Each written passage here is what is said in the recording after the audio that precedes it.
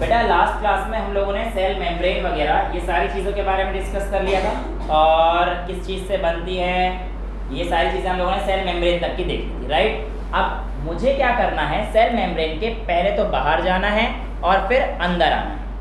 यानी कि अब मेरे पास मान के चलो ये मेरे पास अगर सेल मेम्ब्रेन है तो मैं एक बार पहले बाहर जाऊंगा और उसके बाद फिर अंदर जाऊंगा, ठीक है। हाँ, यानी कि जो आज के टॉपिक मेरे पास रहेंगे कौन कौन से रहेंगे, एक तो मेरे पास न्यूक्लियस का रहने वाला है और दूसरा टॉपिक कौन सा रहने वाला है मेरे पास, सेल वॉल का। लेकिन पहले क्या पढ़ेंगे हम लोग, सेल वॉल। बहुत ही आसान और सिंपल शब्दों में हम इस चीज को पढ़ेंगे। शुरू करें। देखिए, प्लाज्मा मेम्ब्रेन या सेल मेम्ब्रेन के बाहर की जो हमारे पास टफ और रिजिड कवरिंग होती है उसको हम लोग सेल मेम्ब्रेन बोलते हैं। क्या बोलते, सॉरी, सेल वॉल, ठीक है। प्लाज्मा मेम्ब्रेन सेल मेम्ब्रेन से। सेल वॉल प्लांट के केस में किसकी बनी होती है बेटा, वेरी इंपॉर्टेंट, सेल्यूलोज की बनी होती है। और एनिमल के केस में किसकी बनी होती है बेटा, तो एनिमल के केस में सेल वॉल होती ही नहीं है।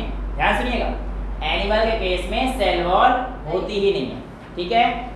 अब मैं यहाँ पर आप लोगों से दो तीन चीजें बहुत बेसिक तरीके से समझाते हुए और आगे आप लोगों से पूछता भी जाऊंगा, ठीक है। प्लांट के अलावा मेरे को कुछ और चीजों की सेल वॉल के बारे में भी पता होना चाहिए, जैसे कि बैक्टीरिया। बैक्टीरिया की सेल वॉल किसकी बनी होती है, किसी को पता है, पेप्टाइडोग्लाइकेन। बैक्टीरिया की cell wall is made up of peptidoglycan. Actual में अगर आपने ध्यान दिया हो तो बैक्टीरिया हमारे पास कहीं पर भी मिल जाते हैं।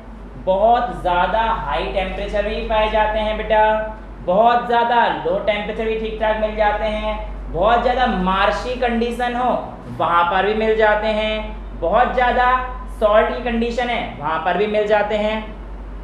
तो बेटा थोड़ा सा डिस्टर्बेंस हो गया, अब वापस आ जाते हैं।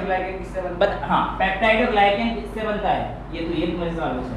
वैसे तो बेटा ये बनता है एन एसिटाइल ग्लूकोसामीन और एन एसिटाइल म्यूरामिक एसिड। और पूछना है, लिख दो, एन एसिटाइल म्यूरामिक एसिड। एक बार को चेक करना पड़ेगा, हो सकता है ये पेप्टाइडोग्लाइकेन की है नहीं, एक बार चेक करना पड़ेगा कि जो हमारे पास अगली सेल वॉल है बेटा वो हमारे पास आता है फंजाई का।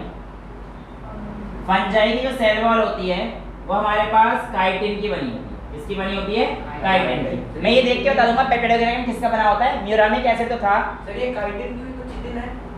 चिकन नहीं है, काइटिन। अरे चिटिन, चिटिन नहीं है ये, अंग्रेजी इसकी जो प्रोनाउंसिएशन है ये काइटिन है, KITIN नहीं है, ये काइटिन, ठीक है। तो ये क्वेश्चन वो हैं जो सारे पूछे गए, बिल्कुल ध्यान से वापस आते हैं बेटा, अब सीरियस हो जाते हैं थोड़ा सा, ठीक है। और एनिमल की कोई भी सेल वॉल नहीं होती, राइट। यहाँ पर बेटा आप लोगों को मैं एक चीज समझाता हूँ, होता कैसे क्या होता है, कुछ चीज़ों को बहुत ही ध्यान से बोर्ड पे दिमाग लगा के समझना है, ठीक है। देखो बेटा, एक्चुअल में यहाँ पर NCERT एक्टिविटी भी कराती है और उसके बाद उस एक्टिविटी को हम लोग जो है दो तरीके से करेंगे, ठीक है। कैसे करेंगे, क्या करते हैं, उसने बोला, हाँ देखिए, बहुत बढ़िया। अब देखिए होता क्या है कि आपके पास आप लोगों ने एक नॉर्मल प्लांट की एक लीफ ली और उस लीफ का हमने एक कोई सा पोर्शन उठा लिया, ठीक है। और वो जो सेल था, अब सेल हो जाएगा, उस पोर्शन में कोई ना कोई सेल तो आएगा ही, उसको हम लोगों ने बेटा हाइपरटोनिक सॉल्यूशन में डाल दिया। किसमें डाल दिया, हाइपरटोनिक सॉल्यूशन में डाल दिया, ठीक है। अब ध्यान से इस चीज को सुनिएगा, मान के चलिए मेरे पास ये मेरा एक सेल था, ये सेल की आउटरमोस्ट कवरिंग थी, जो हमारे पास क्या है, सेल वॉल। सेल वॉल के अंदर ये मेरे पास क्या होगा बेटा, सेल मेम्ब्रेन, राइट। और उसके अंदर हम लोग बाकी सारी चीजें, ये जो मेरे पास सेल वॉल कॉर्नर से अटैच था कहीं ना कहीं से, तो ये तो पक्का रहा हो, राइट। अब जब हाइपरटोनिक सॉल्यूशन में आप इसे डालोगे तो होगा क्या कि इसके अंदर का वाटर बाहर आ जाता था। यही तो कहानी थी हाइपरटोनिक के केस में, एक्सोऑस्मोसिस होता था, पानी अंदर से बाहर आता था। तो एक्सोऑस्मोसिस होने की वजह से जो सेल वॉल है वो कॉर्नर से बेटा क्या हो जाती है, थोड़ी सी श्रिंक हो जाएगी। यानी कि सेल वॉल थोड़ा सा अंदर, अभी तो सिकुड़ जाएगी ना सेल, तो हमारी हाइपरटोनिक में आएगा सेल क्या हो जाएगी, सिकुड़ जाएगी, और सिकुड़ने की वजह से ये अंदर की तरफ चली जाएगी। तो cell wall will shrink from the corner. Sir वो इक्वल हो जाते हैं इनमें? नॉट इक्वल हम नहीं कह सकते क्योंकि कंसंट्रेशन डिपेंड करता है, हाँ, बट जनरली कह ले कि इक्वल अमाउंट में ही श्रिंक होगी, लेकिन मैं परफेक्टली नहीं बोलूंगा कि ये इक्वल अमाउंट में श्रिंक होगी। मतलब सर सेल में बस जितना पानी होगा उतना हाँ, कंटेनर में जो सेल में है वो पानी, जो सेल के अंदर पानी है वही बाहर जाएगा अप टू ये कंडीशन इक्विलिब्रियम तक ना आ जाए। जो बाहर सराउंडिंग द सेल की मीडियम कंडीशन थी वो इक्विलिब्रियम तक आया, तब तक पानी उसके अंदर से बाहर जाएगा। अब ध्यान से सुनना इस चीज को जो मैं बोलने वाला हूँ। नहीं, जितना जब तक इक्विलिब्रियम नहीं होगा तब तक श्रिंक हो जाएगी। अब सुनो, इस कंडीशन का नाम होता है प्लाज्मोलाइसिस। क्या बोलते हैं बेटा इसको? प्लाज्मोलाइसिस। तो प्लाज्मोलाइसिस क्या होता है? The shrinking of cell wall from the corner when it is placed in a hypertonic medium, then it is called plasmolysis. समझ में आ गया? कोई दिक्कत तो नहीं है? अब अगर ध्यान सुनना बेटा, मैं एक प्लांट की सेल को, बहुत अच्छा क्वेश्चन है और ध्यान समझना इस चीज को। एक प्लांट की सेल है, मैंने इसको ऐसे मीडियम में रख दिया जो कि मेरा कैसा है, हाइपरटोनिक। कैसा सॉल्यूशन है? Hypertonic solution, right. अब हाइपरटोनिक सॉल्यूशन के केस में यहां पर मेरा कौन सा सेल है बेटा? ये plant cell, right. Hypertonic solution के केस में, ओ सॉरी, हाइपोटोनिक में वो फूल जाएगा, एग्जैक्टली। अब क्या होगा? एक्सप्लोड करेगा। बेटा आपका आंसर अभी गलत हो जाएगा। अभी मैं आपको रीजन बताता हूँ क्यों, ठीक है। आपने शायद पढ़ा, ऊपर नीचे सुना, शायद टीचर की कोई पूरी बात नहीं सुनी जो स्कूल में चल रहा था। कुछ ऐसा ही हुआ है आपके साथ, मैं आपकी आंखों में देखकर ही बता सकता हूँ कि आपने जो बताया है वो क्यों गलत है। आपने बिल्कुल बोला सही है कि हाइपोटोनिक में सेल एक्सप्लोड हुई, कौन सी, ये गलत बोल दिया बेटा। क्यों? अब देखते हैं। मैंने कहा ये जो एनिमल सेल में डालूंगा, अगर मैं सेम इसको हाइपोटोनिक में डाल दूं, now your answer is correct dear. अब आपका आंसर सही है कि ये सेल एक्सप्लोड कर जाएगा। अब आते हैं हमारे पास इसके रीजन पर। देखो एक्चुअल में एग्जैक्टली एक्चुअल में जो मेरे पास हाइपोटोनिक था, इसके केस में पानी बाहर से अंदर जाता है सेल के, और सेल के अंदर जाने की वजह से, अब आप खुद सोचो ना, यहाँ पर मेरा सेल मेम्ब्रेन है, फिर मेरा सेल वॉल है, राइट। अब होता क्या है कि जब ये सेल स्वेल हो जाती है ना, जब ये सेल स्वेल हो जाती है तो होता क्या है कि ये एक प्रेशर लगाता है बाहर की तरफ, और इसी प्रेशर के इक्वल और ऑपोजिट आपकी सेल वॉल इसे कहती है चुपचाप अंदर ही बैठा है। तो स्वेल तो होती है, प्रेशर भी लगता है, लेकिन उस प्रेशर को काउंटर बैलेंस करने के लिए क्या है हमारे पास? प्लांट के केस में सेल वॉल है, जिस वजह से हमारा सेल ब्लास्ट नहीं होता है, सेल टूटता नहीं, सेल फटता नहीं। क्यों? यहाँ पे cell wall equal amount of equal pressure लगाती है अगेंस्ट द प्लाज्मा मेम्ब्रेन, और इस प्रेशर को बेटा हम लोग बोलते हैं टर्गर प्रेशर। समझ में आया? यहां तक क्लियर है बेटा? अब क्लियर है आपका आंसर? कहां पे गलती कर दी समझ में आया बच्चा? लेकिन एनिमल सेल के केस में तो ऐसा कुछ था ही नहीं। सेल वॉल पे प्रेशर लगाते हैं उसको बोलते हैं, हाँ, जो cell wall equal amount of pressure लगा रहा है इसके ऑपोजिट में, उसको टर्गर प्रेशर बोलते हैं, ठीक है।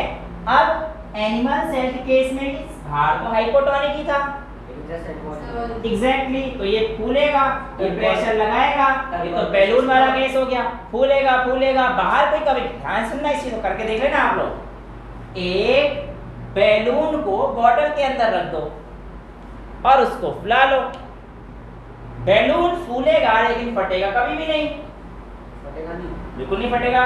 बैलून से बाहर का हवा कैसे निकालो? कितना ही फूकते रहो, नहीं जाएगा ना। एक बॉटल के अंदर आपने बैलून रख दिया, बैलून जितना फूलना था फूल गया, अब प्लास्टिक आ गई उसके बाहर, अब आप कितनी फूंक मार लो ना तो बैलून फूलेगा ना फटेगा। लेकिन अगर आप उसी बॉटल को हटा तो बैलून फूलेगा भी और फटेगा भी, क्योंकि अब उसके ऊपर आपने जो सेल वॉल वाली चीज थी जो बेसिकली बॉटल काम कर रही थी उसका, तो कहने का मतलब क्या है कि अगर आपने लेट्स से यहाँ पर एक बैलून ले लिया, ठीक है, और इसके ऊपर एक बॉटल लगा दी, अब ये फूलेगा तो यहाँ तक फूलेगा, फटेगा थोड़ी। लेकिन दूसरे केस में आपने बैलून लिया है, बाहर कुछ नहीं लगाया, अब हवा मारोगे तो बैलून फूलेगा फूलेगा और एक टाइम जाएगा बैलून क्या हो जाएगा, फट जाएगा, कुछ चीज इधर पड़ेगा कुछ चीज इधर। समझ में आया? ये केस किसका है? एनिमल सेल का, और ये केस किसका है? प्लांट सेल का। क्लियर है?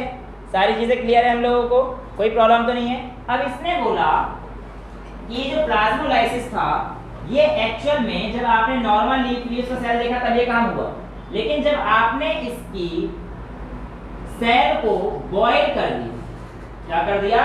बॉयल कर दिया, तो क्या प्लाज्मोलाइसिस होगी? नहीं। बहुत ज्यादा बॉयल करने पे सेल वॉल डीनेचर हो जाती है, और जब सेल वॉल डीनेचर हो जाएगी, सेल वॉल नहीं होगी। प्लाज्मोलाइसिस फेनोमेना क्या था?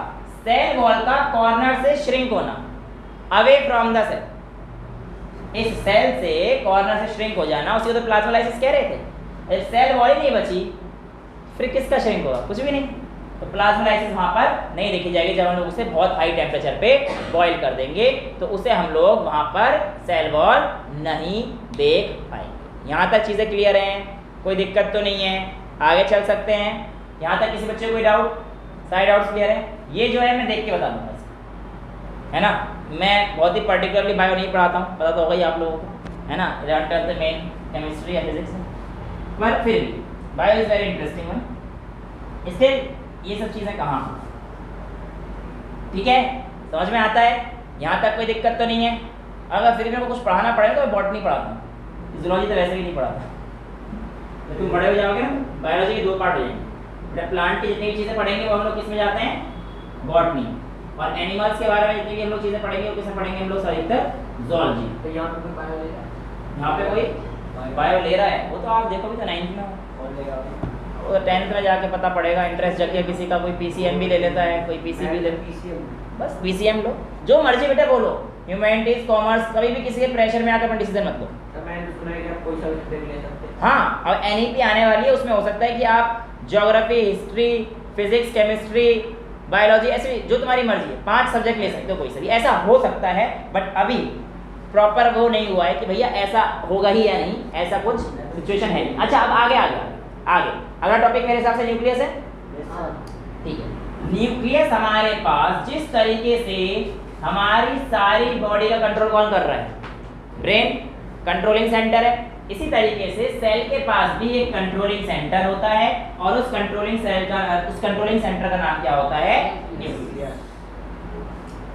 न्यूक्लियस बेटा अगर मैं बात करूंगा तो एक डबल मेम्ब्रेन से कवर होने वाला स्ट्रक्चर। कैसे कवर होता है? Double membrane. और इस मेम्ब्रेन का यानी कि न्यूक्लियस के बाहर जो मेम्ब्रेन है, इस मेम्ब्रेन का नाम क्या होता है? Nuclear membrane. न्यूक्लियर मेम्ब्रेन के पास ऐसे जब हम जाएंगे, छोटे छोटे साइड में पोर्स रहते हैं। इन पोर का नाम होता है न्यूक्लियर पोर्स। यहाँ से इंफॉर्मेशन हाँ, बाहर अंदर, और अगर न्यूक्लियस से कोई भी चीज बाहर जाएगी वो साइटोप्लाज्म में जाएगी, ठीक है। अब बेटा और आगे चलते हैं और चीजों को समझते हैं। एक्चुअल में हमारे पास जब हमने बात करी थी न्यूक्लियर पोर, बेटा किसी भी चीज को अगर अंदर जाना है और बाहर जाना है, किसी चीज को साइटोप्लाज्म से अंदर भी जाना पड़ेगा। इसके बाहर क्या है? न्यूक्लियर के बाहर सराउंडिंग में सेल क्या है? साइटोप्लाज्म। हाँ बिल्कुल वही, सिलेक्टिवली परमेएबल है। तो सर साइटोप्लाज्म अंदर नहीं चल जाता? नहीं, मैंने क्या बोला? सिलेक्टिवली परमेएबल है, सेमी परमेएबल भी नहीं बोला। देखो हमारे पास वहां पर सेमी परमेएबल पड़ी थी हमने प्लाज्मा मेम्ब्रेन, ये सिलेक्टिवली परमेएबल, वो सेमी परमेएबल होती है, ठीक है। यानी कि कुछ सब्सटेंस ये कुछ ही सिलेक्टेड सब्सटेंस को अंदर जाने देती है और कुछ ही सिलेक्टेड सब्सटेंस को बाहर आने देती है। ये काम होता है बेटा न्यूक्लियर पोर का, ठीक है, समझ में आता है। अब देखो इसके बाद क्या है हमारा पूरा जेल फ्लूइड लाइक साइटोप्लाज्म, और cytoplasm is the main arena for cellular activity. ये क्वेश्चन पूछा गया था बट ये शायद नीट में पूछा गया, हमारे लेवल पे पूछा है पीएससी पे। ये पूछा which is the main arena for cellular activity. Arena मतलब एरिया फॉर सेल्यूलर एक्टिविटी, यानी कि सेल की जितनी मेन एक्टिविटी होती है वो कहां पर होती है, तो आपका आंसर क्या आएगा बेटा, साइटोप्लाज्म। कब, क्यों, कैसे, जब हम लोग साइटोप्लाज्म पढ़ेंगे तब डिटेल में जानेंगे। ठीक है, अब हमें ये जानना जरूरी है पहले न्यूक्लियस के बारे में, और भी बहुत सारी चीजें वो समझ लेते हैं। राइट, अब देखो ध्यान से बेटा, हमारे पास क्या होता है कि जितने भी हमारे पास हम लोग हैं यानी कि यूकैरियोटिक सेल्स और एक प्रिमिटिव सेल्स होते थे, होते प्रोकैरियोटिक सेल। अब ध्यान सुनो, हमारे पास दो तरीके के ऑर्गेनिज्म, एक है हमारे पास यूकैरियोटिक और एक है हमारे पास प्रोकैरियोटिक। कौन से हैं? प्रोकैरियोटिक शायद से बैक्टीरिया को बोलते हैं। हाँ, प्रोकैरियोट्स बेसिकली बैक्टीरिया को बोलते हैं। देखो, प्रो मतलब पबजी वाले प्रो नहीं, प्रो मतलब पुराने यानी कि प्रिमिटिव, और यू मतलब होता है बेटा न्यू। यू मतलब होता है न्यू, और इसको अंग्रेजी में लिखे तो इसका मतलब होता है प्रिमिटिव। ठीक है, और कैरियो, जो कैरियो वर्ड है, लीजेंड आएगा, लीजेंड है भाई, बुलाओ कैरियो, कैरियो का मतलब क्या होता है बेटा? कैरियो कुछ नहीं होता, एक्चुअल में एक ग्रीक वर्ड है कैरियन, और कैरियन का मतलब क्या होता है पता है? न्यूक्लियस। कैरियन का मतलब होता है, एन दिखाओ, देख लिया, कब बोला हो, पता तो नहीं था इसे, तेज है ना बहुत। चलो, कैरियन का मतलब क्या है? न्यूक्लियस बेटा। अब देखो नाम से क्या पता पड़ रहा है, प्रो मतलब प्रिमिटिव, कैरियो मतलब न्यूक्लियस, यानी कि ऐसी स्पीशीज जिसके अंदर आपके पास कैसा न्यूक्लियस है? प्रिमिटिव। अभी प्रिमिटिव क्या है कि हम लोग देखेंगे, ठीक है, डोंट वरी, हम लोग पूरा डिटेल में जाएंगे। प्रॉपर न्यूक्लियस नहीं होता। हाँ, अभी प्रॉपर नहीं, और अच्छे से बताऊंगा, टेंशन ना, अभी समझ लेते हैं पहले वर्ड्स को, फिर आगे जाएंगे कि डिटेल में चीज़ों को समझेंगे तो ना चीज़ें रटनी नहीं पड़ेंगी। तो बायोलॉजी से नफरत है ना, वो सारी खत्म हो जाएगी। ठीक है, बायोलॉजी से भी प्यार होना चाहिए, 10th तक की साइंस सबको आनी चाहिए ना। यू मतलब न्यू और कैरियर मतलब न्यू न्यूक्लियस, यानी कि न्यू न्यूक्लियस मतलब नया न्यूक्लियस नहीं, न्यू टाइप ऑफ न्यूक्लियस। अब ये टाइप क्या है इसके बारे में जानते हैं बेटा। एक्चुअल में हम लोगों ने यूकैरियोटिक सेल और प्रोकैरियोटिक सेल को जो डिफाइन किया है और जो डिफरेंस किया है वो based on the nuclear membrane किया है। किसके बेसिस पे किया है? इंपॉर्टेंट है, बेस्ड ऑन न्यूक्लियर मेम्ब्रेन। कई जगह पर ये बता दिया जाता है कि बेस्ड ऑन न्यूक्लियस करते हैं, है ना, लेकिन मैं ये नहीं कहूँगा कि टीचर ही बताते हैं, हो सकता है बच्चे मुझे गलत बताते हो, जैसे भैया ने मुझे बताया कि न्यूक्लियस के बेसिस पर, मैं ये नहीं कह रहा, बट अगर ऐसा है तो प्लीज़ आप करेक्ट कर लीजिए। ऐसा नहीं होता कि हर बार टीचर गलत बताते हैं, मुझे पता है अधिकतर तो चीज़ें बच्चे गलत बताते हैं, उन्हें समझ में आता नहीं है, फिर कह देते हैं कि सर हमारे टीचर ने ये पढ़ाया था, खाम अपने आप को डिफेंड करने के लिए, मतलब हम तो बुद्धि बैठे हैं। चलो इधर देखो, यहाँ पर ध्यान से, मैंने क्या बोला कि जो मेरे पास सेल था ना डिफाइन करने वाला कि प्रोकैरियोटिक या यूकैरियोटिक, ये किसके बेसिस पर था बेटा? On the basis of nuclear membrane. और ये न्यूक्लियर मेम्ब्रेन पर हमारे पास क्या कहानी थी, इसको भी जान लेते हैं। तो ये हमारे पास कैसा था, जो सेल हमारे पास न्यूक्लियर मेम्ब्रेन रखेगा वो हमारे पास यूकैरियोटिक सेल, और जिस सेल के पास न्यूक्लियर मेम्ब्रेन नहीं रहेगी वो हमारे पास प्रोकैरियोटिक सेल। जिनके पास न्यूक्लियर मेम्ब्रेन होती है वो पुराने सेल होते हैं। पुराने, एग्जैक्टली, वो पुराने सेल नहीं, पुराने टाइप ऑफ सेल, मतलब पुराने जमाने के। यहाँ पे बताया जा रहा है कि ये एंसेस्टर हैं, ये बहुत पुराने सेल्स रहे होंगे, प्रिमिटिव टाइप। प्रिमिटिव क्यों बोला जाता है बेटा? क्योंकि जैसे जैसे इवोल्यूशन होता है ना, चीज़ें बेहतर होती जाती हैं। ये हम लोग बायोडाइवर्सिटी जो कि डिलीटेड है उस चैप्टर को पढ़ेंगे तब जाएंगे, राइट। अब यहाँ पर अगर मैं ध्यान से देखूंगा तो मुझे ये समझ में आ रहा है प्रोकैरियोट में न्यूक्लियर मेम्ब्रेन वेल डिफाइंड तो होता ही नहीं है, वेल डिफाइंड तो है ही नहीं। तो जो मेरे पास प्रोकैरियोट है, जब इसमें वेल डिफाइंड न्यूक्लियर मेम्ब्रेन नहीं है तो मेरा न्यूक्लियस भी कैसा होगा? बेकार सा होगा, इधर उधर स्कैटर्ड हो रखा होगा। क्योंकि देखो एक्चुअल में क्या है, हो सकता था कि जो न्यूक्लियस है ये भी हमारे पास इधर उधर निकल के चला जाए, लेकिन इसका जो मेम्ब्रेन है यूकैरियोटिक सेल का, ये न्यूक्लियस को उसी जगह पर रखता है, जिस वजह से हमारा न्यूक्लियस स्टेबल रहता है और वहीं रहता है। लेकिन जब यहाँ पे मेम्ब्रेन ही नहीं है, बिल्कुल तुम्हारी तरह, देखो कैसे समझाता हूँ। जैसे कि तुम लोग अभी थोड़ी देर पहले क्लास में आए, क्लास ले नहीं रहे थे, 12th का बैच चल रहा था, है ना, और तुम्हारे अंदर कोई बाउंड्री नहीं थी, क्योंकि मैं तो अंदर था। तुम लोगों ने क्या करा, स्पोर्ट्स रूम से फुटबॉल निकाली और फुटबॉल खेलना शुरू कर दिया। जिसकी फुटबॉल थी अभी आपकी नहीं हुई है, अभी नहीं हुई है। 95 आ गए थे तेरे, 95% प्लस थे, फिर तो 85% प्लस बोले थे सर ने। 85 प्लस नहीं होंगे, फिर 95 होंगे। 85 प्लस है तो मैं पूछना दूँ, पता नहीं सर क्यों दे रहे हैं। तो 94.5 आया था। अच्छा फिर तो मिल जाएगी, 94.5 पे तो मिलती है। हाँ तो तुम्हारे देखो बाउंड्री खत्म हो गई ना तुम्हारी, तुम क्या हो गए स्कैटर्ड। कोई इधर जा रहा है, कोई गोलकीपर बन रहा है, कोई किक मार रहा है, एक तो वॉलीबॉल ही खेल रही थी जब मैंने देखा था अंदर आके, तो क्या बाउंड्री नहीं थी ना, तुम स्कैटर्ड थे इधर उधर, डिसिप्लिन नहीं था कोई। सर अभी आप बाहर गए थे, उठ के चला गया था। हाँ मैं बाहर, जैसे अब मैं 1 मिनट के लिए क्लास से बाहर गया, तुम उठ के चले, मतलब जब बाउंड्री खत्म हो जाएगी तुम क्या हो जाओगे, फैल जाओगे, स्कैटर्ड हो जाओगे, तुम प्रोकैरियोट की तरह काम। अब देखो कितने अच्छे बच्चों की तरह बैठे हुए, क्यों? क्योंकि एक बाउंड्री सेट है भैया, ये न्यूक्लियर मेम्ब्रेन की तरह काम कर रहा है बंदा, बहुत बढ़िया बंदा है ये कह रहा हूँ हमसे पूछो अंदर का भीतर है, बताया भी आप।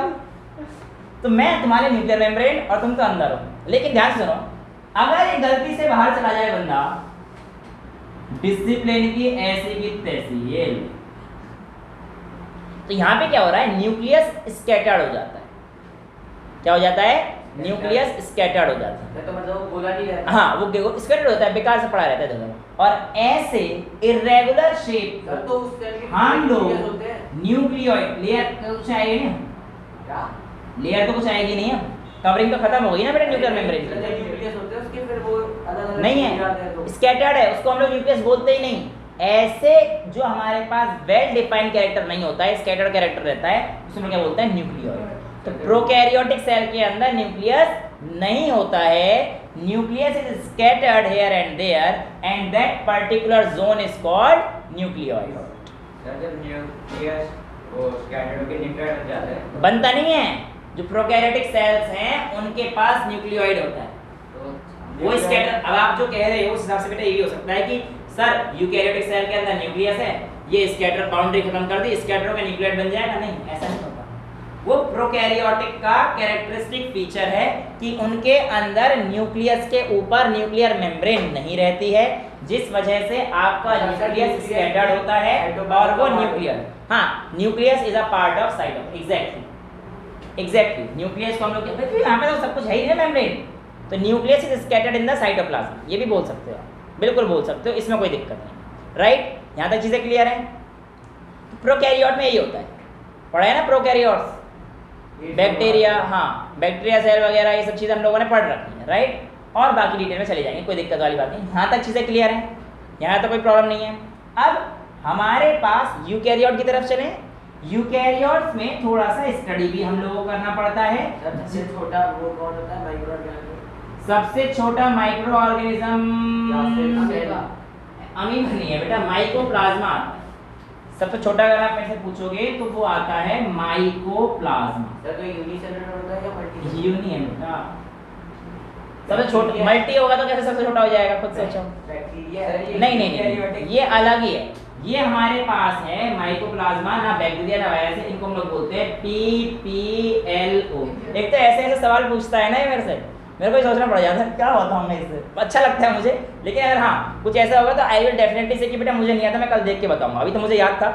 अच्छा लगता है मुझे ऐसे सवाल पूछो, I really appreciate your efforts, मुझे मज़ा आता है। हाँ यूकैरियोटिक स्टेट से एनिमल से लेकर मल्टीसेलुलर होना पड़ेगा। हाँ मल्टीसेलुलर होना पड़ेगा बेटा उसके लिए। यूनिसेलुलर वाले अधिकतर प्रोकैरियोट्स ही पाए जाएंगे, ऐसा नहीं है कि जो तुम्हारे पास हम जैसे ऑर्गेनिज्म प्रोकैरियोट्स नहीं, अमीबा नहीं यूनिसेलुलर। यूकैरियोट, हाँ न्यूक्लियस तो वेल डिफाइंड है उसका। सब यूकैरियोट है। मैंने ये कब कहा कि जो हमारे पास यूनिसेलुलर है वो प्रोकैरियोट्स होंगे? मैंने बोला प्रोकैरियोट्स वो होंगे जिनका वेल डिफाइंड न्यूक्लियस नहीं होगा।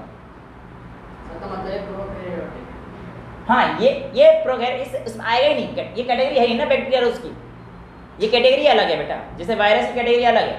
एक्चुअली जब हम लोग किंगडम पढ़ते हैं तो मतलब हमारे पास 5 तरह के किंगडम होते हैं। एक आता है मोनेरा, फिर आता है प्रोटिस्टा, फिर आते हैं फंजाई, प्रोटिस्टा होता है कुछ। हाँ बैक्टीरिया वाले इसमें आते हैं। फिर आपका प्लांटी और फिर एनिमेलिया। ये जो किंगडम था इसको कहते हैं 5 किंगडम क्लासिफिकेशन, और ये आर.एच. विटेकर साहब ने दी थी।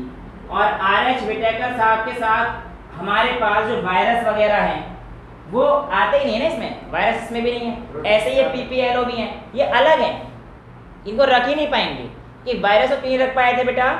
तो वायरस का एक्चुअल में, हाँ एग्जैक्टली, वायरस को हम लोग डिफाइन नहीं कर पाए ना कि वायरस हमारे पास किस कैटेगरी में रखा जाए, इधर लिविंग और नॉन लिविंग, ये हम तो डिफाइन ही नहीं कर पाए। मतलब बीच में रहता है, बीच में नहीं रहता, कैसी बातें करता है, बीच में आता है, घर के और इंस्टीट्यूट के बीच में रह रहा है। सर कह रहा बाउंड्री में के बीच में। अरे मतलब सर नॉन लिविंग। हाँ ऐसा कह ले, ऐसा कह ले, हाँ एग्जैक्टली। अब देखो होता क्या है, वायरस ऐसे ही पड़ा रहता है इनएक्टिव फॉर्म में। जैसे इस पे पड़ा। हाँ इस पे भी हो सकता है, मेरे हाथ में भी हो सकता है। सर हाथ पे तो नॉन लिविंग है। तो क्या देख पड़ा हो सकता है कहीं ऐसे टच हो गया हो। अंदर जाएगा तो होगा। अब ये सुनो, कुछ भी हो सकता है, वो हाथ ऐसे साफ कर रही है, देखो पीछे बैठ के, हो सकता है उसके हाथ में वायरस हो, हाँ गंदे हो रखे हो सकता है वायरस हो, बैक्टीरिया, हमें नहीं पता क्या क्या है, ठीक है, और पता नहीं क्या क्या करके आई होगी, हमें क्या पता हो हैं। अच्छा कुछ नहीं किया लेकिन रास्ते में तो बेटा आपको नहीं पता ना, कहीं टच कर दिया हो, जैसे चलते हैं ऑटो वाले को ही मार दिया भाई हो तो ऑटो वाली इतनी गंदगी आ गए बैक्टीरिया वायरस हैं, आता है तो छींक मार दिया, आज राइनो वायरस। अभी हम लोग फुटबॉल खेल रहे थे, फुटबॉल में इतने वायरस, तो डॉग को भी छू के आ गया। सर ये जूता है सर। तेरे को छुआ था इसने? अरे को नीचे। अच्छा डॉग को छुआ था। चल अब सुनो, तो वायरस जब ऐसे पड़ा हुआ है तो कोई दिक्कत नहीं। अब एक होता है होस्ट। होस्ट क्या होता है? जो इसको ट्रांसफर करेगा किसी लिविंग बॉडी में। यहाँ की जरूरत नहीं है कि हर बार होस्ट की रिक्वायरमेंट हो, जैसे कि ये देखो यहाँ पे मैं खड़ा हूँ, अब क्या हुआ, कोई होस्ट थोड़ी चाहिए, हवा में थे, इतने हल्के तो होते ही हैं, उड़ते उड़ते पहुंच गए तुम्हारे पास, पता पड़ेगा तो तुम भी आज क्या है वायरस से नहीं मानी, हाथ निकाल दिया। अरे तो खुला छोड़ दिया, तो खुला छोड़ा था ताकि वायरस जाए, तो वायरस जाना चाहिए, तभी तुम्हें समझ में आएगा कॉन्सेप्ट क्या है। अब ये क्या हुआ कि इस वायरस को जब ये गए, नया होस्ट लिविंग बॉडी में किसकी तरह काम करेंगे, अब ये होस्ट की तरह यहाँ से वेक्टर ट्रांसफर करेगा। वेक्टर नहीं हुआ तो अपने आप भी चले जाएंगे, एयरबॉर्न भी होते हैं, है ना। होस्ट मिल गया, अब ये होस्ट की बॉडी की लिविंग मशीनरी को यूज करते हुए क्या बन जाते हैं, लिविंग। देखो जब तक ये बॉडी के बाहर है तब तक ये किसकी तरह बिहेव करते हैं, नॉन लिविंग की तरह, लेकिन जब बॉडी के अंदर आ जाते हैं तो अब हमारी बॉडी क्या हो गई, होस्ट फॉर वायरसेस। हमारी बॉडी की मशीनरी को यूज करके वो फिर अपना काम चलाना शुरू कर देते हैं और उनकी बल्ले बल्ले हो जाती है और हमारी नाक निकलती रहती है। हैं बहुत तेज बोला करना, समझ में भी आया हमें, हैं वैनम। अबे यार ये वैनम मूवी देख के आया, इसे मार कान का खींच के। मैं यहाँ पढ़ा रहा हूँ मॉस्किटो वायरस के बारे में, राइनो वायरस और ये वायरस एडिनो वायरस, वैनम देख के आया हूँ, कर ले क्या करेगा, नहीं पढ़नी मुझे बायोलॉजी। जैसे एक डाउट है सर, हाँ ये आप ये लाइटर क्यों रखते हो? लाइटर क्यों रखते हो, अच्छा क्वेश्चन। नहीं उसने सोचा है कि सर सुट्टा उट्टा फूकते हैं, बेटा ऐसा नहीं है। मैं कैमरे पे अनाउंस कर रहा हूँ, बेटा अस्पताल में मच्छर बहुत हैं। आपकी क्लास होती है 6 साढ़े 6 बजे ओवर, उसके बाद यहाँ पे 11th के बच्चे ही बैठते हैं जिनकी क्लास होती है 6:30 बजे से, और 6:30 बजे मच्छर पता नहीं कहाँ से पैदा हो जाते हैं, सब कुछ बंद रखने के बाद भी, कि मुझे ड्रैगन नाम का एक वो आता है अगरबत्ती टाइप की, अच्छा कोई बात नहीं, तो ले लिया उसको जलाने, मैं तो बता रहा हूँ, फिर रखता हूँ उसको जलाने के लिए ये रखता हूँ। और कुछ माचिस थी, लेकिन माचिस कभी इधर चली जाती है कभी उधर चली जाती है, इसलिए मैं लाइटर रखता हूँ। नालायक बच्चे, मुझे ये नहीं समझ आ रहा है यहाँ की मुझे क्यों जलन हो रही थी। रखा रहने देता, चाहिए तेरे को छोटी ओल्ड फ्लिप इधर, बड़ी वाली बेटे 9th क्लास शुरू कर दी। चलो इधर देखो, समझ में आया। वायरस को हम लोग किसी कैटेगरी में स्मॉलेस्ट माइकोप्लाज्मा, और माइकोप्लाज्मा की भी स्पीशीज आती है तो गैलीसेप्टिकम, माइकोप्लाज्मा गैलीसेप्टिकम, क्या होता है? ये है सबसे छोटी चीज। के नाम है जीप से गैली से। अब भाई कुछ नहीं कर सकते जो है इसे कहते हैं नाम नहीं रख सकते। ल्यूरो। भाई मैंने नहीं रखे, मैं अपने बेटे का नाम चंटू रखूंगा, बंटू रखूंगा, खुश। हाँ संता बंदा ही रख दूंगा और ये करूंगा। मैं क्या करूँ, नाम ये रखा है तो सब मेरी गलती थोड़ी है। याद नहीं होती नहीं ना। सर इसका नाम कितना बढ़िया मानस। अरे 5 वर्ड में खत्म। 5 वर्ड मेरा ही भानु, 5 वर्ड में खत्म। सिंपल जान लो ना। क्या सर इसका उससे भी आसान नाम। अरे सारे आसान है भाई, इंडिया में आसान होते हैं नाम। सोनू। हाँ सोनू, मोनू, चिंटू, पिंटू, विक्की, विनोद, ये नाम होते हैं हमारे हैं? और उनके देखो अंग्रेजों का एंड्रयू, नाम यहाँ से बोले यहाँ समझ नहीं आता भाई। Andrew Tate. विक्टोरिया, क्या नाम है? मैं आराम से अपना विक्की बुला लेती हूँ उसे। क्या दिक्कत है भाई? इसे कह रहे विक्को। अब विक्को कुछ बुला लो, नाम भी अजीब रखना। इसे कहते हैं pleuropneumonia like organism. Pleuropneumonia like organism. Pleuropneumonia, pneumonia किस स्पेलिंग जिससे आती है? PNEU हैं? पानी बाहर, ठीक है आ जाओ। ठीक है चलो यहाँ तक क्लियर है। अब ये हमारे पास कहानी भी खत्म। अब आएगा बहुत ही इंपॉर्टेंट पार्ट।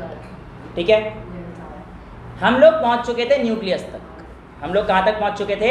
न्यूक्लियस तक। और न्यूक्लियस के अंदर क्या क्या कहानी होने वाली है ये चीज़ हम लोग देखते हैं। ठीक है, हटा दूँ इसको?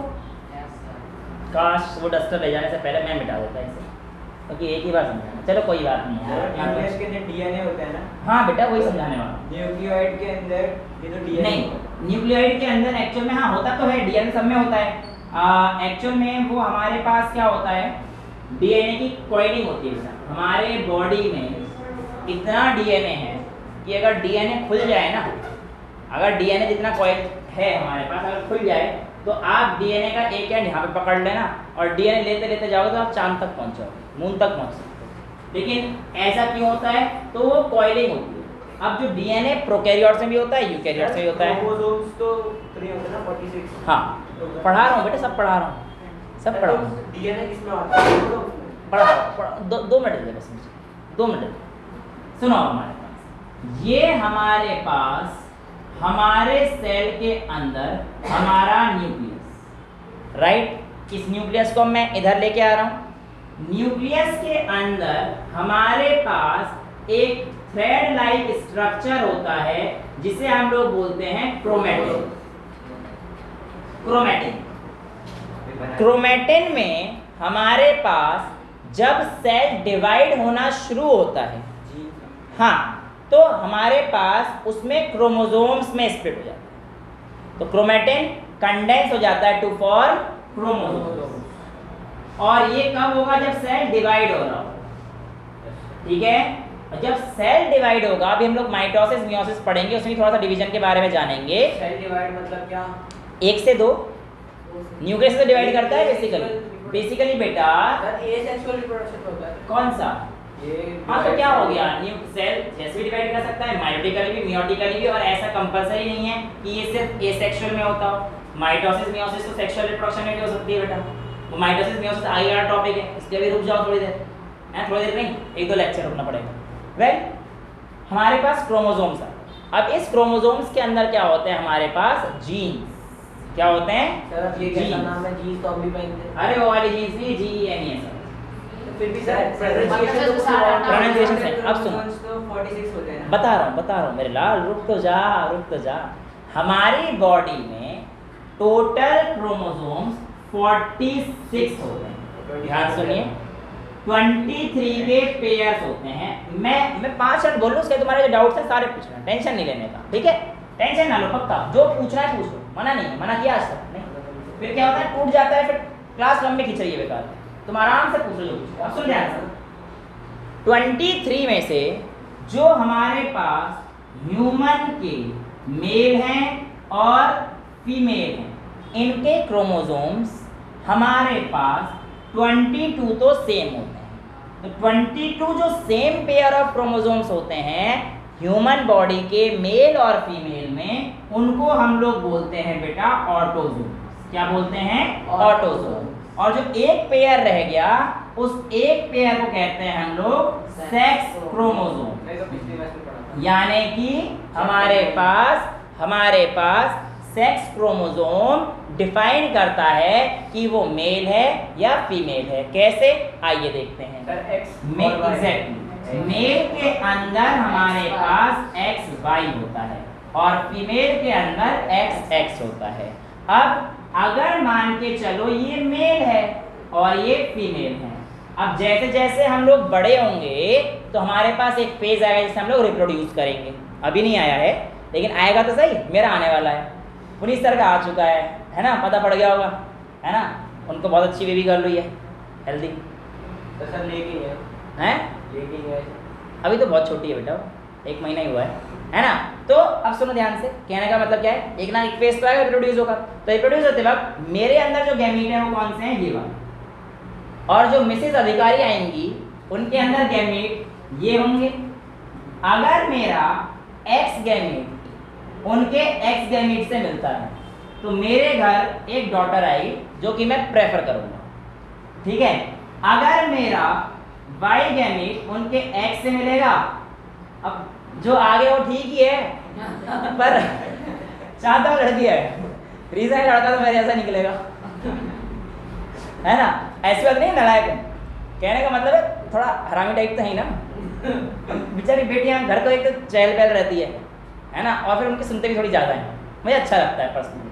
तो मतलब आई विल प्रेफर दिस, मैं डिस्क्रिमिनेशन नहीं कर रहा हूँ प्लीज़ तुम ये मत बोल देना सर आप जेंडर बायस हो, आप लड़के को प्रेफरेंस, ऐसा कुछ नहीं है, ये मेरी पर्सनल चॉइस कह रहा आप आपके पास दोनों हैं। कह रहा आप एंड्रयू टेट हो। क्या हो? Andrew Tate. Andrew Tate? ये नहीं जानते इसको? नहीं, ये नहीं जानता भाई, बता देना। अच्छा सर ये हैं? अमीर आदमी है बहुत। अमीर आदमी है बहुत, आज तो बोलते थे मैं दिल से अमीर होना चाहिए बस। सर क्या हाँ। आज तो देखो वो एक्स वाई होते हैं ना, हाँ तो मेल की बॉडी में तो दोनों होते हैं एक्स वाई। हाँ तो हम जब रिप्रोड्यूस करेंगे तो हमारा एक्स वाई किसी दूसरे एक्स या दोनों एक्स बेटा, एक्स वाई और एक्स वाई इसका मतलब है लड़का लड़का रिप्रोड्यूस करा रहा है तू। मेरे लाल कहाँ से हो जाएगा ये, क्या चाह रहा है? वाई एक्स से रिप्रोड्यूस हो, वाई एक्स से ऐसा नहीं होता, पूरा का पूरा एक बॉडी दूसरे बॉडी से रिप्रोड्यूस करती है, तो इधर एक बॉडी। ये साइंस चल रही है। सर ये 8th में नहीं पढ़ के आया सर। पढ़ लेता है 8th, मजा तो यहाँ आ रहा है सर, हैं? बेटा ऐसी डिस्कवरी तूने कर दी, नोबेल प्राइज ले लेगा। दुनिया के मम्मी से बच्चे निकलते हैं, हमारा पापा के से बच्चे निकल रहे हैं। समझ गया बेटा, समझ गया ना। तो इसका वाई लेकर किसी दूसरे वाई के साथ तू चाह रहा है मैं ये ले लूं तो क्या ही हो जाएगा, मेरे मालिक क्षमा करें, पापा पापा मेरे कुछ नहीं कर सकते, पापा और मम्मी को मिलना पड़ेगा। हे नालायकों, मेरे को टॉपिक क्या पढ़ाना है, तो कहाँ पहुँचा रहे हो, पढ़ा लूँ आगे।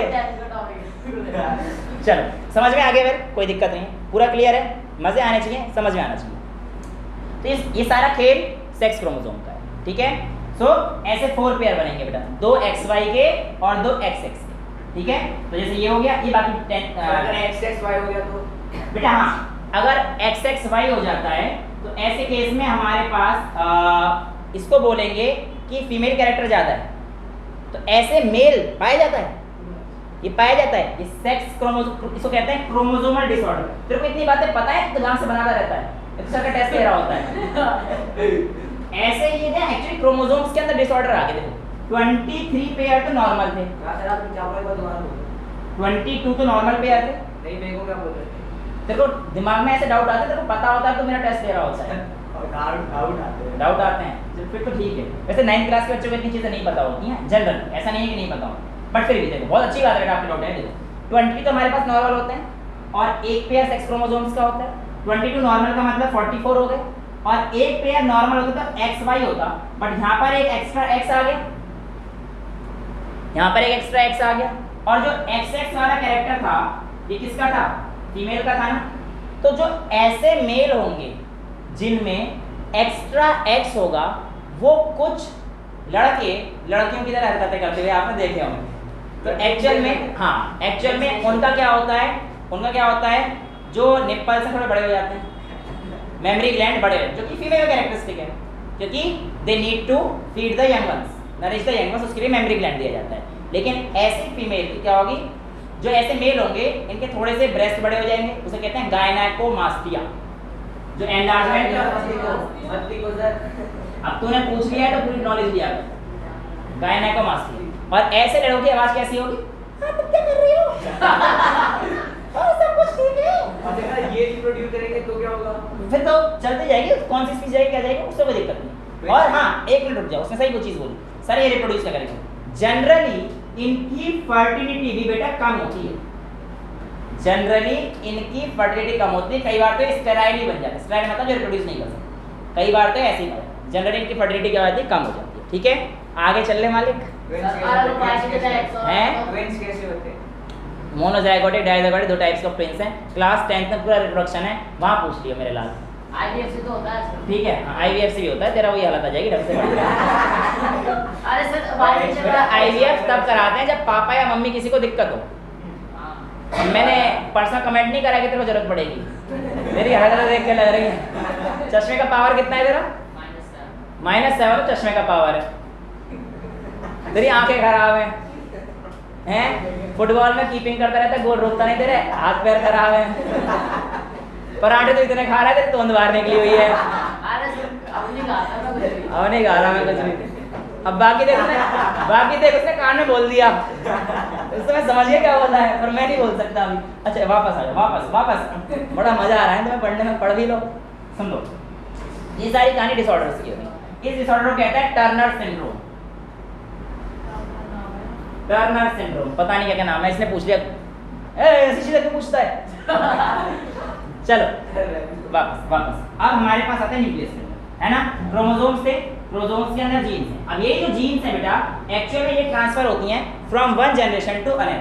कहने का क्या मतलब है कि जैसे हम लोग सुना नहीं है कि अरे वो ना बिल्कुल अपने पापा की तरह दिखता है, किसी ने अच्छा वो तो बिल्कुल अपनी मम्मी की तरह दिखता है, कोई कहता है अपनी दादी की तरह दिखता है। Basically they are the genes that transfers from one generation to another. Exactly, genetic जो ट्रांसफर होता है एक जीन का दूसरी जीन से, एक्चुअली क्या ट्रांसफर होता है, जीन होता है, हेरिडिटी जिसको हम लोग पढ़ेंगे, और हम पढ़ेंगे क्लास 10 में थोड़ा सा।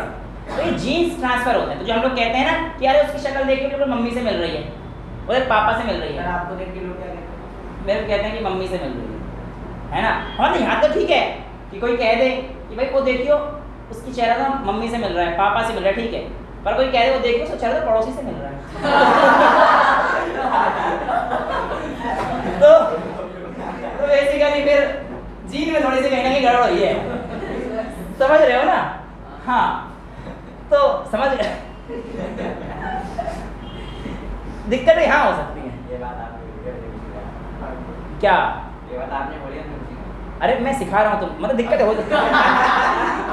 मैं बता रहा हूँ कि ऐसे केस में दिक्कतें हो सकती हैं कि ये चीजें। अब सुन ध्यान से यहाँ पे जी।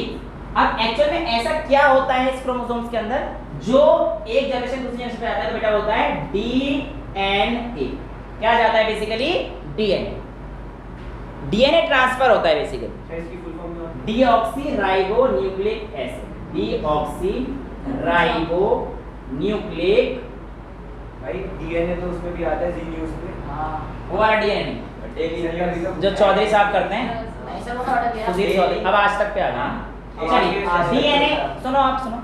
जेनेटिक मटेरियल आप लोगों के पास दो टाइप के, एक अब जेनेटिक मटेरियल मतलब जो जीन्स ट्रांसफर कर रहा है ना जीन्स, वो न्यूक्लियस के अंदर क्रोमोसोम था, उसके अंदर जेनेटिक मटेरियल। वो जेनेटिक मटेरियल दो टाइप के, एक डीएनए और एक आरएनए।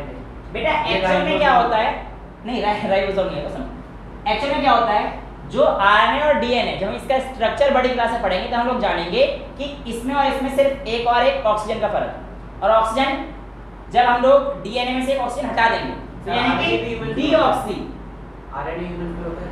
हाँ आरएनए, और आरएनए से तो डीएनए बनता है। तो कितने आरएनए मिलके डीएनए? वो ऐसा वो नहीं है, वो एक्चुअली स्ट्रैंड होती है, कोडिंग स्ट्रैंड करनी पड़ती है डीएनए आरएनए की। वो रेप्लिकेशन वगैरह पढ़ेंगे हम लोग। डीएनए से डीएनए का बनना, डीएनए से फिर आरएनए, आरएनए से प्रोटीन, ऐसे बनता है। आरएनए से डीएनए नहीं बनता, ये बनता है डीएनए से आरएनए बनता है, फिर आरएनए से प्रोटीन बनता है। ठीक है। प्रोटीन से अमीनो एसिड, प्रोटीन्स तो फिर कंपाइल है ना, अमीनो एसिड से कंपाइल। आरएनए की फॉर्म होती है राइबो न्यूक्लिक एसिड, ये वाली डीऑक्सी। जब आरएनए में से ऑक्सीजन हटा देंगे तो तो मैंने डीऑक्सी ज्यादा लगा देता बस राइबोसोम। राइबोसोम, ठीक है। अच्छा आप सुनो, राइबोसोम्स वगैरह भी आगे पढ़ेंगे हम लोग, उसकी टेंशन नहीं। तो ये डीएनए होता है हमारे पास, ये आरएनए होता है, जेनेटिक मैटेरियल होता है। ये किसके अंदर होता है? न्यूक्लियस के अंदर होता है, ठीक है। अब इस न्यूक्लियस के अंदर हमारे पास न्यूक्लियोलस भी होता है। Nucleolus, nucleus contains nucleolus. अब देखो न्यूक्लियस का ब्रेन, न्यूक्लियस का ब्रेन लिखेंगे, स्केलेटन रहता है देखिए थोड़ा सा। अब सुनो ध्यान से, एक्चुअल में जैसे आपने प्रोटीन की बात करी उसकी वजह से याद आया मेरे को, और राइबोसोम दोनों बोल दिया ना तो मेरे को याद आ गया। क्यों बताना है मेरे को, सुनो। हमारी बॉडी में जो बेसिकली प्रोटीन सिंथेसाइजिंग चीज है ना, तो राइबोसोम्स होती है। राइबोसोम, प्रोटीन फैक्ट्री किसको बोलते हैं? राइबोसोम। प्लांट्स में भी होता है। Ribosomes are protein factory, right. लेकिन राइबोसोमल मतलब राइबोसोम्स प्रोटीन में आ रहे हैं, ठीक है। राइबोसोम्स को कौन बनाता है? तो ये न्यूक्लियोलस, न्यूक्लियस के अंदर जो यानी कि राइबोसोमल फैक्ट्री किसको बोलेंगे? न्यूक्लियोलस। तो न्यूक्लियोलस की मदद से क्या बनते हैं? राइबोसोम्स, ठीक है। और इस वजह से ऐसा भी कहा जाता है कि जो न्यूक्लियर की मेम्ब्रेन है ना, इसमें बहुत ही क्लोज पाए जाते हैं एंडोप्लाज्मिक रेटिकुलम, राइबोसोम्स। अभी हम लोग सब डिटेल में पढ़ेंगे, अभी तो बस आपको ये समझना है कि न्यूक्लियस के अंदर, और एक और चीज मैंने बता दी आपको एक्स्ट्रा, न्यूक्लियोलस जो किसको राइज देता है? राइबोसोम्स, जो कि फर्दर प्रोटीन बनाने में मदद करता है, ठीक है। तो protein factory is called ribosome and ribosomal factory is called nucleolus. समझ में आ रहा है? कोई दिक्कत तो नहीं है? अच्छा, न्यूक्लियस के अंदर डीएनए हो गया, न्यूक्लियस के अंदर आरएनए हो गया। अब जब हमारे पास सेल डिवाइड होता है तब हमारे पास क्रोमोसोम, जब क्रोमैटिन क्रोमोसोम से जब जाके कंडेंस होता है, डीएनए तो वो स्पर्म के न्यूक्लियस में होगा ना? हाँ उसमें भी होता है। बॉडी के हर एक सेल में आपका डीएनए, सीआईडी देखा तूने? बाल भी मिल जाता है तो उसका भी डीएनए निकाल देते हैं, है ना। तो एक्चुअल में वो आपकी बॉडी कोई भी सेल होगा, आपकी बॉडी के डीएनए को कहीं से भी निकाला जा सकता है। जो डीएनए फिंगरप्रिंटिंग होती है उसमें ये चीजें होती हैं जो मैच करते हैं हमारे पास, तो वही सब चीजें मैच करते हैं बेटा, ठीक है सब में। अच्छा यहाँ पर देखो, इसने बोल रखा है न्यूक्लियस को स्टेन करने, वही मतलब पहले स्टेन करने के लिए मैं आपको मटेरियल बता चुका हूँ। सेफ्रेनिन डाल दो, मिथाइलिन ब्लू डाल दो, आयोडीन डाल दो। स्टेन करने का मटेरियल उसको माइक्रोस्कोप में देखना है। तो आपको ये कहना चाह रहा है, सर मैं बताऊं, मैंने सीख लिया है गुड ओनियन पील सेल का। गुड, मैंने कहा ही सिखा देंगे स्कूल। तो ये आपका न्यूक्लियस है, सेंटर में स्टेन करके हम लोग देखेंगे तो माइक्रोस्कोप में ये बताया। इसी न्यूक्लियस के बारे में हमने आज पढ़ा है। रेड कलर का दिख रहा था, हाँ सेफ्रेनिन डाल ठीक है। हाँ इसका shape, okay, shape spherical to oval, spherical भी हो सकता है और ओवल भी हो सकता है। तो ओवल भी नहीं है, स्फेरिकल भी नहीं है। अरे जैसा भी बनना वही है, ठीक है, समझ में आया। और क्या दे रखा है? Nucleus contain chromosomes, chromosomes contains a part DNA, RNA, chromatin material मैंने आपको बता दिया। Nucleus plays a central role in reproduction, मैंने बता दिया आपको। जब सेल डिवाइड होता है तो बेसिकली न्यूक्लियस बढ़ता है। अमीबा के कैसे ही बताया था उसी तरीके से, एक तरीके से ये कहानी होती है। बैक्टीरिया न्यूक्लियर रीजन हो गया, न्यूक्लियोइड मैंने आपको बता दिया, plasma membrane, ribosome, cell wall, एक प्रोकैरियोटिक सेल। ये क्या दे रखा है सर? अच्छा यहाँ पर देखो, एक मिनट यहाँ पर देखो, लास्ट लाइन है जहाँ पे हमारे पास न्यूक्लियस है, last prokaryotic cell. Prokaryotic cell also lack most of the other cytoplasmic organelles, यानी कि प्रोकैरियोटिक सेल्स में और भी बहुत सारे साइटोप्लाज्मिक ऑर्गेनेल्स नहीं होते हैं, जिनके बारे में हम लोग अभी नहीं पढ़े हैं, इसलिए मैंने आपको ये वाला पोर्शन नहीं कराया था। हम जब आगे पढ़ेंगे तब मैं आपको समझा दूंगा। आगे कहता है many of the function of such organelles are also performed by poorly organized part of the cytoplasm, ठीक है। तो साइटोप्लाज्म में जो पुअरली ऑर्गेनाइज्ड पार्ट रहते हैं वही सब कुछ मिलकर कुछ ना कुछ काम करते रहते हैं। ये बोल रखा है the chlorophyll in photosynthetic prokaryotic, cytoplasm पढ़ रहे हैं, क्या न्यूक्लियस पढ़ रहे हैं, साइटोप्लाज्म पढ़ रहे हैं। नहीं न्यूक्लियस का ही पढ़ रहे हैं, प्रोकैरियोट्स वाले को केस बताना चाह रहे हैं कि प्रोकैरियोट्स में सेल, जो साइटोप्लाज्म के अंदर सेल ऑर्गेनेल्स होते हैं ना बेटा, वो भी नहीं होते। तो जहाँ पे छोटे मोटे जो भी ऑर्गेनेल्स पढ़ेंगे वो सब मिलके एक काम कर देंगे। और इसके अलावा इसने एक चीज़ बोल रखी है कि जिस तरीके से जो क्लोरोफिल है, फोटोसिंथेटिक प्रोकैरियोट्स बैक्टीरिया भी होंगे, जैसे भी तो हमारे पास प्लांट्स हैं, ऐसे जो बैक्टीरिया है वो भी फोटोसिंथेटिक थे कुछ ना कुछ। तो उनके अंदर जो हमारे पास क्लोरोफिल है, जैसे हमारे अंदर प्लांट के अंदर जो क्लोरोफिल है किसके अंदर होता है? प्लास्टिड्स के अंदर होता है, लेकिन ऐसा कोई डिफरेंट स्ट्रक्चर नहीं था, बैग लाइक स्ट्रक्चर था। The chlorophyll associated membranes vesicles, membrane से जो वेसिकल्स रहते हैं, बैग लाइक स्ट्रक्चर रहते हैं, उन्हीं के अंदर ही सब कुछ रहता है और एक ही सेल मतलब वही बेकार से सभी फंक्शन करता रहता है। तो बहुत ज़्यादा एफिशिएंसी उनकी नहीं होती है। ठीक है, तो ये था हमारे पास बेटा न्यूक्लियस के बारे में, न्यूक्लियोलस के बारे में, डीएनए, आरएनए, ये जेनेटिक मटेरियल है। कुछ पूछना है? ये था। नेक्स्ट टॉपिक हमारे पास साइटोप्लाज्म है, लेकिन उससे पहले देखो आपके पास यूकैरियोटिक सेल में आपको समझ में आ गया हो कि बहुत सारे हमारे पास न्यूक्लियस, तो क्रोमोसोम्स ही बहुत सारे होंगे, मोर देन क्रोमोसोम, तो एक टेबल सी बनी रखी है फिल इन द ब्लैंक्स वाली इंडेक्स की, वो आप लोगों को मैं कराई देता हूँ। देखो प्रोकैरियोटिक सेल का साइज जनरली स्मॉल होता है 1 से 10 माइक्रोमीटर, यूकैरियोटिक का लार्जर होता है। न्यूक्लियर रीजन को प्रोकैरियोट में क्या बोलते हैं? Nuclear region is scattered and is known as nucleoid. Nuclear region well defined and surrounded by nuclear membrane, और न्यूक्लियर मेम्ब्रेन एक पोर्स होता है, इसको लोग न्यूक्लियर पोर बोलते हैं। मैंने आपको ये सारी चीजें बता दी। Chromosome single, more than 1 chromosomes, membrane bound cell organelles, nuclear membrane is present. बेटा वो हाथ हो गया, सराउंडेड बाय। सेकंड पॉइंट देखो, यूकैरियोट में न्यूक्लियर मेम्ब्रेन है उसमें, दूसरा चौथा पॉइंट तो वही है। नहीं चौथा पॉइंट है membrane bound cell organelles absent. Difference लिखा है, तरीके से लिखना होता है, जो इधर लिखा है उसी के रेस्पेक्ट में होता है। Membrane bound cell organelles present, eukaryote में प्रेजेंट हो जाएंगे। तो ये कहानी हमारे पास आज रहती है। अगली क्लास में हम लोग काफी कुछ करने वाले हैं, प्लांट सेल, एनिमल सेल के बारे में भी जानेंगे, साइटोप्लाज्म और सेल ऑर्गेनेल्स का पता नहीं कहाँ तक कर लेंगे, 2 या 3 क्लास और लगेगी इसको खत्म होने में। ठीक है, तो आज के लिए इतना ही रखते हैं बेटा। आई होप आप लोगों को लेक्चर समझ में आया होगा, मजा तो आ ही रहा था, दिख रहा था। ठीक है, आज के लिए इतना ही रखते हैं। That's all for today, thank you so much. छाप लो।